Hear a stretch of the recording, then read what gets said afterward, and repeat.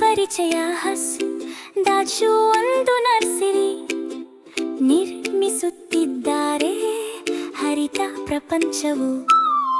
ಏನು ಹೇಳುತ್ತೆಂದು ಕೇಳಿ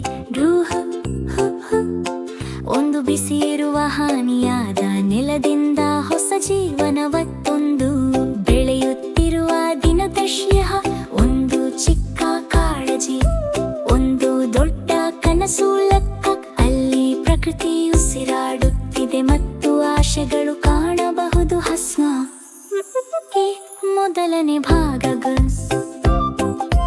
ಅವನಿಗೆ ನೆಲವನ್ನು ನೋಡಿದಾಗ ಅತಿ ಸಾಂದ್ರವಾದ ನೆಲ ಇಲಗಳು ಮೃದುವಾಗಿ ಹಿಸುಕು ಹೊತ್ತಿದ್ದು ಹಾರಿದ ವಾಕುಗಳನ್ನು ಕೇಳಿಸುತ್ತಿದೆ ನೆಲದಲ್ಲಿ ರೆಕ್ಕೆಗಳು ಮತ್ತು ಮನಸ್ಸಿನಲ್ಲಿ ಕನಸು ಅವನೇ ಒಂದು ನರ್ಸರಿ ಯೋಜನೆಯನ್ನು ರಚಿಸುತ್ತಿದ್ದಾನೆ ಸಹಾನುಭೂತಿ ಮತ್ತು ಉತ್ತಮ ಮದನ ವಿಜ್ಞಾನ ಬೀಸ್